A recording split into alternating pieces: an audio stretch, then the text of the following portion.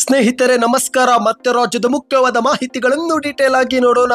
ಮುಖ್ಯಮಂತ್ರಿ ಸಿದ್ದರಾಮಯ್ಯವರನ್ನು ಯಾರಿಗೂ ಹೋಲಿಸಲು ಆಗೋದಿಲ್ಲ ಎಂದು ಮುಖ್ಯಮಂತ್ರಿಯವರನ್ನು ಹಾಡಿ ಹೊಗಳಿದಂತ ಪರಮೇಶ್ವರ್ ಅವರು ಮತ್ತೊಂದೆಡೆಯಲ್ಲಿ ಸಿಎಂ ಸಿದ್ದರಾಮಯ್ಯನವರು ಬಹುಶಃ ಸಂವಿಧಾನದ ಆರ್ಟಿಕಲ್ 15 ಓದಿಕೊಂಡಂತೆ ಕಾಣುತ್ತಿಲ್ಲ ಎಂದು ಬಿವಾ ವಿಜೇಂದ್ರ ಅವರ ವಾಗ್ದಾಳಿ. ಸಿದ್ದರಾಮಯ್ಯನವರು ಸಿಎಂ ಆದ್ಮೇಲೆ ಲವ್ ಜಿಹಾದ್ ಗೋ ಹತ್ಯೆ ಹೆಚ್ಚಳವಾಗಿದೆ ಎಂದು ಬಿಜೆಪಿ ನಾಯಕರ ಆಕ್ರೋಶ. ಯಾಕೆ ಏನಾಯ್ತು ನೋಡೋಣ ಸ್ನೇಹಿತರೆ. ಎಲ್ಲ ಮುಖ್ಯವಾದ ಮಾಹಿತಿ ನೋಡೋಣ. ಮತ್ತೊಂದೆಡೆಯಲ್ಲಿ ನಾವು 75 ಲಕ್ಷ ಅಲ್ಲ 1 ಕೋಟಿಗೂ ಅಧಿಕ ಜನಸಂಖ್ಯೆನೇ ಇದ್ದೀವಿ, ನಾವೇನು ವಿಧಾನಸೌಧ ಬಿಟ್ಟು ಕೊಡಿ ಎಂದಿದ್ದೀವ ಎಂದು ಸಿಎಂ ಇಬ್ರಾಹಿಂನವರ ಆಕ್ರೋಶ. ಇದೇ ನಡುವೆ ಬಿಜೆಪಿಯವರ ಬಸ್ ಸ್ಟ್ಯಾಂಡ್ ನಲ್ಲಿ ಜೆಡಿಎಸ್ ನವರು ಕೂತಿದ್ದಾರೆ. ಯಾವುದೇ ಪಕ್ಷ ಸೇರೋದಿಲ್ಲ, ನಾನೇ ಹೊಸ ಪಕ್ಷ ಕಟ್ಟುವೆ ಎಂದು ಇಬ್ರಾಹಿಂನವರ ಶಾಕಿಂಗ್ ಹೇಳಿಕೆ. ಎಲ್ಲ ಸುದ್ದಿ ನೋಡೋಣ ಸ್ನೇಹಿತರೆ. ಇದೇ ನಡುವೆ UPI ಸೇವೆ ಇನ್ನು ಮುಂದೆ ಉಚಿತವಲ್ಲ. ಗೂಗಲ್ ಪೇ, ಫೋನ್ ಪೇ ನಲ್ಲಿ 2,000 ರೂಪಾಯಿ ಮೇಲ್ಪಟ್ಟು ಏನಾದ್ರೂ ಹಣ ಕಳಿಸಿದ್ರೆ ಶುಲ್ಕ ಕಟ್ಟಬೇಕಂತೆ.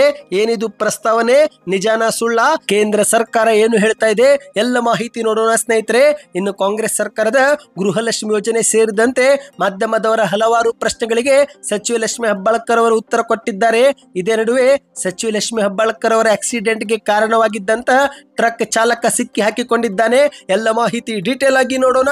ಅದಕ್ಕಿಂತ ಮೊದಲು ನೀವು ನಮ್ಮ ಚಾನಲ್ಗೆ ಮೊದಲು ಬಾರಿ ಭೇಟಿ ಕೊಡ್ತಾ ಇದ್ರೆ ದಯವಿಟ್ಟು ಕೆಳಗೆ ಕಾಣುವಂತಹ ಸಬ್ಸ್ಕ್ರೈಬ್ ಬಟನ್ ಕ್ಲಿಕ್ ಮಾಡಿ. ಪಕ್ಕದಲ್ಲಿ ಒಂದು ಗಂಟೆ ಕಾಣಿಸುತ್ತೆ, ಅದು ಕೂಡ ಒತ್ತಿದ್ರೆ ಕರ್ನಾಟಕ ರಾಜ್ಯದ ಮುಖ್ಯವಾದ ಮಾಹಿತಿಗಳು ನಿಮಗೆ ಸಿಗುತ್ತವೆ. ಈ ಒಂದು ವಿಡಿಯೋಗೆ ಲೈಕ್ ಮಾಡಿ ಮತ್ತು ವಿಡಿಯೋ ಪೂರ್ತಿಯಾಗಿ ನೋಡಿ. ಬನ್ನಿ ಸ್ನೇಹಿತರೆ, ರಾಜ್ಯದೆಲ್ಲ ಮುಖ್ಯವಾದ ಮಾಹಿತಿ ಡೀಟೇಲ್ ಆಗಿ ನೋಡೋಣ. ಈಗ ರಾಜ್ಯದ ಮುಖ್ಯಮಂತ್ರಿ ಸಿದ್ದರಾಮಯ್ಯವರನ್ನು ಗೃಹ ಸಚಿವ ಪರಮೇಶ್ವರ್ ಅವರು ಹಾಡಿ ಹೊಗಳಿದ್ದಾರೆ. ಹೌದು ಸ್ನೇಹಿತರೆ, ಪಂಚ ಗ್ಯಾರಂಟಿ ಯೋಜನೆಗಳನ್ನ ಜಾರಿಗೆ ತಂದು ಎಷ್ಟೋ ಬಡ ಕುಟುಂಬಗಳಿಗೆ ಆಸರೆ ಆಗಿರುವ ಕಾಂಗ್ರೆಸ್ ಸರ್ಕಾರದ ನೇತೃತ್ವ ವಹಿಸಿಕೊಂಡಿರುವ ಮುಖ್ಯಮಂತ್ರಿ ಸಿದ್ದರಾಮಯ್ಯವರನ್ನು ಗೃಹ ಸಚಿವ ಪರಮೇಶ್ವರ್ ಅವರು ಹಾಡಿ ಹೊಗಳಿದ್ದಾರೆ. ಅಂದ ಹಾಗೆ ಸ್ನೇಹಿತರೆ, ನಿಮಗೆ ಗೊತ್ತಿರಬಹುದು, ಅನ್ನಭಾಗ್ಯ ಯೋಜನೆ ಜಾರಿಗೆ ತಂದಿದ್ದು ಕೂಡ ಮುಖ್ಯಮಂತ್ರಿ ಸಿದ್ದರಾಮಯ್ಯನವರು. ಯಾರು ಕೂಡ ಹಸಿವಿನಿಂದ ಇರಬಾರದು ಎಂಬ ಕಾರಣಕ್ಕೆ ಅನ್ನಭಾಗ್ಯ ಯೋಜನೆ, ಇಂದಿರಾ ಕ್ಯಾಂಟೀನ್ ಜಾರಿಗೆ ತಂದ್ರು. ಮಕ್ಕಳಿಗೆ ಶಿವಭಾಗ್ಯ ಸೇರಿದಂತೆ ವಿದ್ಯಾಸಿರಿ ಮತ್ತು ಹಲವಾರು ಯೋಜನೆಗಳನ್ನ ಜಾರಿಗೆ ತಂದಿದ್ದಾರೆ. ಇದೇ ನಡುವೆ ಗೃಹ ಸಚಿವ ಪರಮೇಶ್ವರ್ ಅವರು ಕೂಡ ಸಿದ್ದರಾಮಯ್ಯವರನ್ನು ಯಾರಿಗೂ ಹೋಲಿಸಲು ಆಗೋದಿಲ್ಲ ಎಂದು ತುಮಕೂರು ಜಿಲ್ಲೆಯಲ್ಲಿ ಮಾಧ್ಯಮಗಳ ಮುಂದೆ ಮಾತನಾಡಿದ್ದಾರೆ. ಹೌದು, ಸುದ್ದಿಗಾರರ ಮುಂದೆ ಮಾತನಾಡಿದಂತ ಪರಮೇಶ್ವರ್ ಅವರು ಆಧುನಿಕ ರಾಜಕಾರಣದಲ್ಲಿ ಸಿದ್ದರಾಮಯ್ಯವರನ್ನು ಯಾರೊಂದಿಗೂ ಹೋಲಿಕೆ ಮಾಡಲು ಆಗೋದಿಲ್ಲ. 16 ಬಾರಿ ಬಜೆಟ್ ಮಂಡಿಸುವುದರ ಜೊತೆಗೇನೆ ಅವರ ಸಾಧನೆಗಳು ತುಂಬಾನೇ ಇದೆ. ಕುರುಬ ಸಮುದಾಯ ಮತ್ತು ರಾಜ್ಯಕ್ಕೆ ಸಿದ್ದರಾಮಯ್ಯನವರ ಕೊಡುಗೆ ಅಪಾರವಿದೆ ಎಂದು ಗೃಹ ಸಚಿವ ಪರಮೇಶ್ವರ್ ಅವರು ಹೇಳಿಕೆ ಕೊಟ್ಟಿದ್ದಾರೆ. ಹೌದು, ತುಮಕೂರು ಜಿಲ್ಲೆಯ ಶ್ರೀದೇವಿ ಕಾಲೇಜಿನಲ್ಲಿ ಆಯೋಜನೆ ಮಾಡಲಾಗಿದ್ದಂತ ಕುರುಬರ ಸಾಹಿತ್ಯ ಸಾಂಸ್ಕೃತಿಕ ಸಮ್ಮೇಳನದಲ್ಲಿ ಗೃಹ ಸಚಿವ ಪರಮೇಶ್ವರ್ ಅವರು ಮುಖ್ಯಮಂತ್ರಿಯವರನ್ನು ಹಾಡಿ ಹೊಗಳಿದ್ದಾರೆ. ಈ ಒಂದು ಹಿಂದೆ 2023 ಚುನಾವಣೆಯಲ್ಲಿ ಗ್ಯಾರಂಟಿ ಪ್ರಣಾಳಿಕೆ ಜವಾಬ್ದಾರಿಯನ್ನು ಸಿದ್ದರಾಮಯ್ಯನವರು ನನಗೆ ನೀಡಿದ್ರು. ಬಡವರ ಬಗ್ಗೆ ಮುಖ್ಯಮಂತ್ರಿ ಸಿದ್ದರಾಮಯ್ಯನವರಿಗೆ ಬಹಳ ಕಾಳಜಿ ಇದೆ ಎಂದು ಗೃಹ ಸಚಿವ ಪರಮೇಶ್ವರ್ ಅವರು ಮಾತನಾಡಿದ್ದಾರೆ. ಇನ್ನಿದಿಗೆ ಎರಡನೇ ಮುಖ್ಯವಾದ ಮಾಹಿತಿಗೆ ಹೋಗೋಣ ಸ್ನೇಹಿತರೆ. ರಾಜ್ಯದ ಮುಖ್ಯಮಂತ್ರಿ ಸಿದ್ದರಾಮಯ್ಯನವರ ವಿರುದ್ಧ ಈಗ ಬಿವಾ ವಿಜೇಂದ್ರ ಅವರು ವಾಗ್ದಾಳಿ ಮಾಡಿದ್ದಾರೆ. ಹೌದು, ಸಿಎಂ ಸಿದ್ದರಾಮಯ್ಯ ಸಂವಿಧಾನದ ಆರ್ಟಿಕಲ್ 15 ಓದಿಕೊಂಡಂತೆ ಕಾಣುತ್ತಿಲ್ಲ ಎಂದು ಹೇಳಿಕೆ ಕೊಟ್ಟಿದ್ದಾರೆ. ಕರ್ನಾಟಕದಲ್ಲಿ ಧರ್ಮ ಆಧಾರಿತ ಮೀಸಲಾತಿ ನೀಡಲಾಗಿದೆ ಎನ್ನುವ ವಿಚಾರ ಈಗ ಭಾರಿ ಚರ್ಚೆಗೆ ಕಾರಣವಾಗುತ್ತಿದ್ದು, ಇದೇ ನಡುವೆ ಇತ್ತೀಚೆಗೆ ಹರಿಯಾಣದಲ್ಲೂ ಕೂಡ ಪ್ರಧಾನಿ ನರೇಂದ್ರ ಮೋದಿ ಅವರು ಇದೇ ಒಂದು ವಿಷಯವನ್ನ ಪ್ರಸ್ತಾಪಿಸಿ ಸಿಎಂ ಸಿದ್ದರಾಮಯ್ಯನವರ ವಿರುದ್ಧ ತರಾಟೆಗೆ ತೆಗೆದುಕೊಂಡಿದ್ರು. ಹೌದು ಗೆಳೆಯರೆ, ಮುಸ್ಲಿಮರಿಗೆ 4% ಮೀಸಲಾತಿ ಕೊಟ್ಟಿರುವ ವಿಚಾರ ಕುರಿತಂತೆ ಪ್ರಧಾನಿ ನರೇಂದ್ರ ಮೋದಿ ಅವರು ಸೇರಿದಂತೆ ಕರ್ನಾಟಕದ ಬಿಜೆಪಿ ನಾಯಕರು ಕೂಡ ಆಕ್ರೋಶ ವ್ಯಕ್ತಪಡಿಸುತ್ತಿದ್ದಾರೆ. ಇದೀಗ ಬಿವಾ ವಿಜೇಂದ್ರ ಅವರು ಕೂಡ ಇದೇ ಒಂದು ವಿಚಾರವನ್ನ ಮುಂದಿಟ್ಟುಕೊಂಡು ವಾಗ್ದಾಳಿ ನಡೆಸಿದ್ದಾರೆ. ಧರ್ಮದ ಆಧಾರದ ಮೇಲೆ ಮೀಸಲಾತಿ ನೀಡಲು ಬಾಬಾ ಸಾಹೇಬ್ ಅಂಬೇಡ್ಕರ್ ಅವರು ರಚನೆ ಮಾಡಿರುವ ಸಂವಿಧಾನದಲ್ಲಿ ಅವಕಾಶವಿಲ್ಲ ಎಂದು ಹೇಳಿದ್ದಾರೆ. ಕರ್ನಾಟಕದಲ್ಲಿ ರಾಷ್ಟ್ರಕವಿ ಕುವೆಂಪು ಅವರ ಕಲ್ಪನೆಯ ಸರ್ವ ಜನಾಂಗದ ಶಾಂತಿಯ ತೋಟಕ್ಕೆ ನೀವು ಬೆಂಕಿ ಹಚ್ಚುತ್ತಿದ್ದೀರಿ. ಇದನ್ನೇ ಪ್ರಧಾನಿ ಮಂತ್ರಿಗಳು ಹರಿಯಾಣದ ಭಾಷಣದಲ್ಲಿ ಮಾತನಾಡಿದ್ದಾರೆ. ಇನ್ನು ಸಿಎಂ ಸಿದ್ದರಾಮಯ್ಯನವರೇ, ನೀವೊಬ್ಬರು ವಕೀಲರು ಕೂಡ ಆಗಿದ್ದೀರಿ. ಸಂವಿಧಾನವನ್ನು ನೀವು ಓದಿಕೊಂಡಿರಬಹುದು ಎಂದು ನಾನು ಭಾವಿಸುತ್ತೇನೆ. ಧರ್ಮದ ಆಧಾರದ ಮೇಲೆ ಮೀಸಲಾತಿ ನೀಡುವ ಕುರಿತು ಈಗ ನೀವು ಆಡುತ್ತಿರುವ ಮಾತು ನನಗೇನೆ ಆಶ್ಚರ್ಯವೆನಿಸಿದೆ ಎಂದು ವಿಜೇಂದ್ರ ಅವರು ಹೇಳಿಕೆ ಕೊಟ್ಟಿದ್ದಾರೆ. ಇದೇ ನಡುವೆ ನೀವು ರಾಜ್ಯದ ಮುಖ್ಯಮಂತ್ರಿಗಳು ಅಥವಾ ಕೇವಲ ಮುಸಲ್ಮಾನರ ಮುಖ್ಯಮಂತ್ರಿಗಳು ವ್ಯಕ್ತಿಗಳು ಎಂದು ಪ್ರಶ್ನೆಯೂ ಕೂಡ ಹಾಕಿದ್ದಾರೆ. ಇದೊಂದು ಕಡೆ ಆದರೆ ಮತ್ತೊಂದೆಡೆಯಲ್ಲಿ ಮಾಜಿ ಸಚಿವ ಶ್ರೀರಾಮುಲು ಅವರು ಇನ್ನೂ ಒಂದು ಹೆಜ್ಜೆ ಮುಂದೆ ಹೋಗಿ ಏಕವಚನದಲ್ಲಿ ಖರ್ಗೆ ಅವರ ಕುಟುಂಬದ ವಿರುದ್ಧ ವಾಗ್ದಾಳಿ ಮಾಡಿದ್ದಾರೆ. ಹೌದು ಗೆಳೆಯರೆ, ರಾಜ್ಯ ಸರ್ಕಾರ ಮೋದಿ ಮತ್ತು ಅಮಿತ್ ಶಾ ಪತನ ಮಾಡೋದಿಲ್ಲ, ಬದಲಾಗಿ ಎಐಸಿಸಿ ಅಧ್ಯಕ್ಷ ಮಲ್ಲಿಕಾರ್ಜುನ್ ಖರ್ಗೆ ಅವರೇ ಸಮಯ ನೋಡಿಕೊಂಡು ತಮ್ಮ ಪುತ್ರನಿಗೆ ರಾಜ್ಯದ ಮುಖ್ಯಮಂತ್ರಿಯ ಪಟ್ಟಾಭಿಷೇಕ ಮಾಡಲು ಸಂಚು ರೂಪಿಸುತ್ತಿದ್ದಾರೆ ಎಂದು ಹೇಳಿಕೆ ಕೊಟ್ಟಿದ್ದಾರೆ. ಇದೇ ವೇಳೆ ಮತ್ತೆ ಮುಂದುವರೆದು ಮಾತನಾಡಿ, ಇಂದು ರಾಜ್ಯದಲ್ಲಿ ಸಿಎಂ ಸಿದ್ದರಾಮಯ್ಯನವರು ಮುಖ್ಯಮಂತ್ರಿ ಆದ ಮೇಲೆ ರಾಜ್ಯದಲ್ಲಿ ಲವ್ ಜಿಹಾದ್ ಮತ್ತು ಗೋಹತ್ಯೆ ಹೆಚ್ಚಾಗುತ್ತಿವೆ. ಆದರೂ ಕೂಡ ಸಿದ್ದರಾಮಯ್ಯನವರು ಮುಸ್ಲಿಂ ಮಹಿಳೆಯರ ರಕ್ಷಣೆಗೆ ಅಂತ ಹಣ ಇಡ್ತಾರೆ. ಇಂದು ಲವ್ ಜಿಹಾದ್ ಮೂಲಕ ಸಾವಿರಾರು ಹಿಂದೂ ಮಹಿಳೆಯರ ಜೀವನ ಮತ್ತು ಜೀವ ಹಾಳಾಗಿ ಹೋಗುತ್ತಿದೆ. ಇಂಥವರ ರಕ್ಷಣೆಗೆ ಮುಂದಾಗುವ ಬದಲು ಸಿಎಂ ಅವರು ಹಿಂದೂ ವಿರೋಧಿ ನೀತಿ ಅನುಸರಿಸುತ್ತಿದ್ದಾರೆ ಎಂದು ವಾಗ್ದಾಳಿ ನಡೆಸಿದ್ದಾರೆ. ಇನ್ನಿದೀಗ ಮತ್ತೊಂದು ಮುಖ್ಯವಾದ ಮಾಹಿತಿಗೆ ಹೋಗೋಣ ಸ್ನೇಹಿತರೆ. ಅದಕ್ಕಿಂತ ಮೊದಲು ದಯವಿಟ್ಟು ವಿಡಿಯೋಗೆ ಲೈಕ್ ಮಾಡಿ ಮತ್ತು ಚಾನಲ್ಗೆ ಸಬ್ಸ್ಕ್ರೈಬ್ ಮಾಡಿ. ಈಗ ಮಾಧ್ಯಮಗಳ ಮುಂದೆ ಸಿಎಂ ಇಬ್ರಾಹಿಂನವರು ಕೂಡ ಒಂದು ಶಾಕಿಂಗ್ ಹೇಳಿಕೆ ಕೊಟ್ಟಿದ್ದಾರೆ.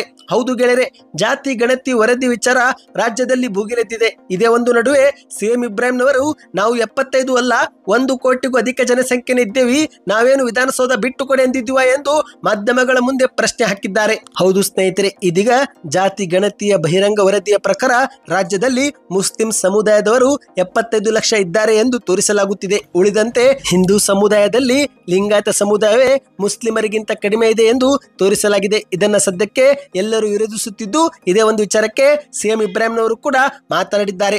ನಾವು 75 ಲಕ್ಷ ಅಲ್ಲ, ಇರೋದು 1 ಕೋಟಿ ಎಂದು ಹೇಳಿದ್ದಾರೆ. ಮುಸಲ್ಮಾನರ ಜನಸಂಖ್ಯೆ ಹೆಚ್ಚಾಗಿದೆ, ನಾವೀಗ 75 ಲಕ್ಷವಲ್ಲ 1 ಕೋಟಿಗೂ ಅಧಿಕ ಜನಸಂಖ್ಯೆನೇ ಇದ್ದೀವಿ. ಯಾರೂ ಕೂಡ ಆತಂಕ ಪಡುವ ಅವಶ್ಯಕತೆ ಇಲ್ಲ. ಸಮೀಕ್ಷೆ ನಡೆಸಿನೇ ವರದಿಯನ್ನ ಸಿದ್ಧಪಡಿಸಿರುತ್ತಾರೆ.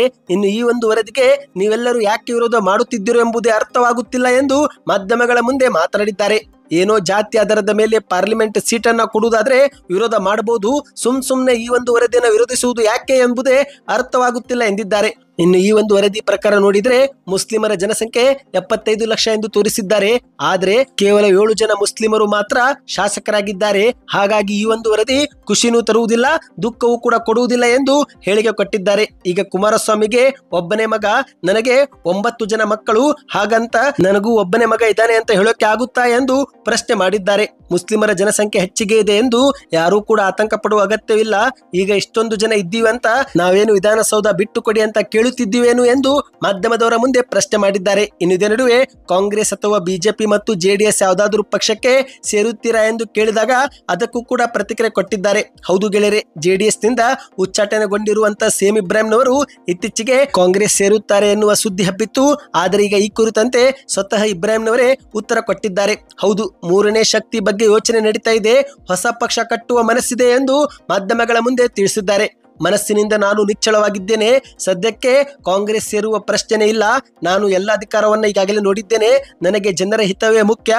ಹೀಗಾಗಿ ಹೊಸ ಪಕ್ಷ ಕಟ್ಟುವ ಮನಸ್ಸಿದೆ. ಕರ್ನಾಟಕ ರಾಜ್ಯದಲ್ಲಿ 3ನೇ ಶಕ್ತಿ ಕಟ್ಟುವ ಸಾಧ್ಯವಿದೆಯಾ ಎಂದು ಅರಿಯಲು ನಾನು ಈಗ ರಾಜ್ಯದ ಪ್ರವಾಸ ಮಾಡುತ್ತಿದ್ದೇನೆ.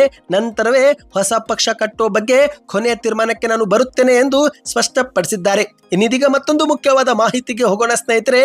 ಈಗ ರಾಜ್ಯಾದ್ಯಂತ ಸೇರಿದಂತೆ ದೇಶಾದ್ಯಂತ ಒಂದು ಭಾರಿ ಸುದ್ದಿ ಸದ್ದು ಮಾಡ್ತಾ ಇದೆ. ಅದೇನೆಂದ್ರೆ ಸ್ನೇಹಿತರೆ, ಇಷ್ಟು ದಿನ ಫೋನ್ ಪೇ, ಗೂಗಲ್ ಪೇ ಯಾರಿಗಾದ್ರೂ ಹಣ ಕಳಿಸಬೇಕಂದ್ರೆ, ಯಾವುದಾದ್ರೂ ಬಿಲ್ ಪಾವತಿ ಮಾಡಬೇಕಂದ್ರೆ ಉಚಿತವಾಗಿತ್ತು.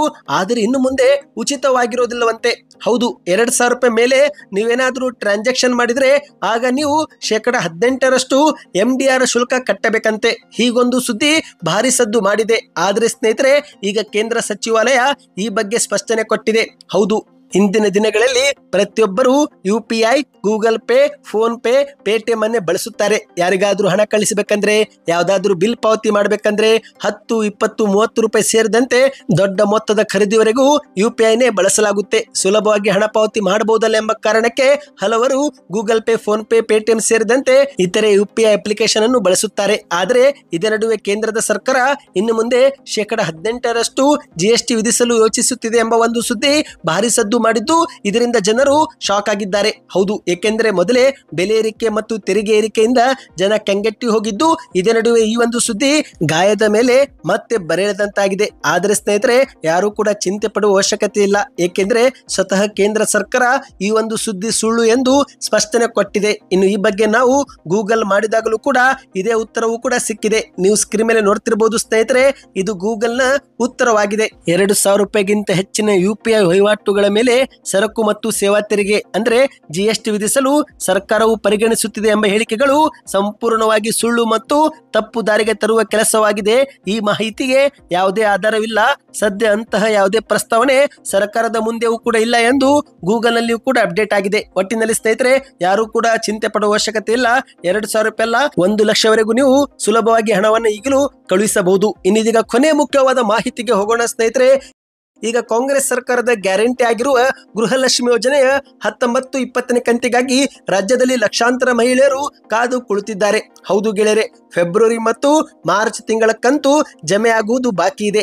ಕರ್ನಾಟಕ ಸರ್ಕಾರದ ಪಂಚ ಗ್ಯಾರಂಟಿ ಯೋಜನೆಗಳಲ್ಲಿ ಗೃಹಲಕ್ಷ್ಮಿ ಯೋಜನೆಯು ಲಕ್ಷಾಂತರ ಮಹಿಳೆಯರಿಗೆ ಪ್ರತಿ ತಿಂಗಳು 2,000 ರೂಪಾಯಿ ಕೊಡಲಾಗುತ್ತಿದ್ದು, ಇತ್ತೀಚೆಗೆ ಯುಗಾದಿ ಹಬ್ಬದ ಸಂದರ್ಭದಲ್ಲಿ 18ನೇ ಕಂತು ಅಂದ್ರೆ ಜನವರಿ ತಿಂಗಳ ಕಂತನ್ನು ಸರ್ಕಾರ ಜಮೆ ಮಾಡಿದೆ. ಈಗೇನಿದ್ರು ಫೆಬ್ರವರಿ ಮತ್ತು ಮಾರ್ಚ್ ತಿಂಗಳ ಕಂತು ಮಾತ್ರ ಜಮೆ ಆಗುವುದು ಬಾಕಿ ಇದೆ. ಇದೇ ನಡುವೆ ಮಾಧ್ಯಮಗಳ ಮುಂದೆ ಸಚಿವ ಲಕ್ಷ್ಮೀ ಹೆಬ್ಬಾಳ್ಕರ್ ಅವರು ಹಲವು ಪ್ರಶ್ನೆಗಳಿಗೆ ಉತ್ತರ ಕೊಟ್ಟಿದ್ದಾರೆ. ಹೌದು ಗೆಳೆಯರೆ, 19 ಮತ್ತು 20ನೇ ಕಂತಿನ ಹಣವನ್ನು ಶೀಘ್ರವೇ ಬಿಡುಗಡೆ ಮಾಡಲಾಗುತ್ತೆ ಎಂದು ಲಕ್ಷ್ಮೀ ಹೆಬ್ಬಾಳ್ಕರ್ ಅವರು ಮಾಧ್ಯಮಗಳ ಮುಂದೆ ತಿಳಿಸಿದ್ದಾರೆ. ಇನ್ನು ಇತರೆ ಮಾಧ್ಯಮಗಳ ಮಾಹಿತಿಯ ಪ್ರಕಾರ ಇದೇ ಒಂದು ಏಪ್ರಿಲ್ 25ರ ಮೊದಲು ಫೆಬ್ರವರಿ ಕಂತು ಜಮೆ ಆಗುತ್ತೆ, ಮಾರ್ಚ್ ತಿಂಗಳ ಕಂತು ಮೇ ತಿಂಗಳಲ್ಲಿ ಜಮೆ ಆಗುತ್ತೆ ಎಂದು ಹೇಳಲಾಗುತ್ತಿದೆ. ಇನ್ನು ಅಂದ ಹಾಗೆ ಸ್ನೇಹಿತರೆ, ಇಲ್ಲಿ ಮತ್ತೊಂದು ಮುಖ್ಯವಾದ ಮಾಹಿತಿ ಏನೆಂದ್ರೆ, ಇತ್ತೀಚೆಗೆ ಜನವರಿ 14ರಂದು ಸಚಿವ ಲಕ್ಷ್ಮೀ ಹೆಬ್ಬಾಳ್ಕರ್ ಅವರು ಕುಳಿತಂತ ಕಾರು ಅಪಘಾತಕ್ಕೀಡಾಗಿತ್ತು. ಹೌದು, ಟ್ರಕ್ ಚಾಲಕನ ಕಾರಣಕ್ಕೇನೆ ಕಾರು ಮರಕ್ಕೆ ಡಿಕ್ಕಿಯಾಗಿ ಸಚಿವ ಲಕ್ಷ್ಮೀ ಹೆಬ್ಬಾಳ್ಕರ್ ಅವರ ಬೆನ್ನು ಮೂಳೆ ಮುರಿದು 1 ತಿಂಗಳಕ್ಕೂ ಹೆಚ್ಚು ಕಾಲ ಅವರು ಆಸ್ಪತ್ರೆಯಲ್ಲಿ ವಿಶ್ರಾಂತಿ ಪಡೆಯುವಂತೆ ಆಗಿತ್ತು.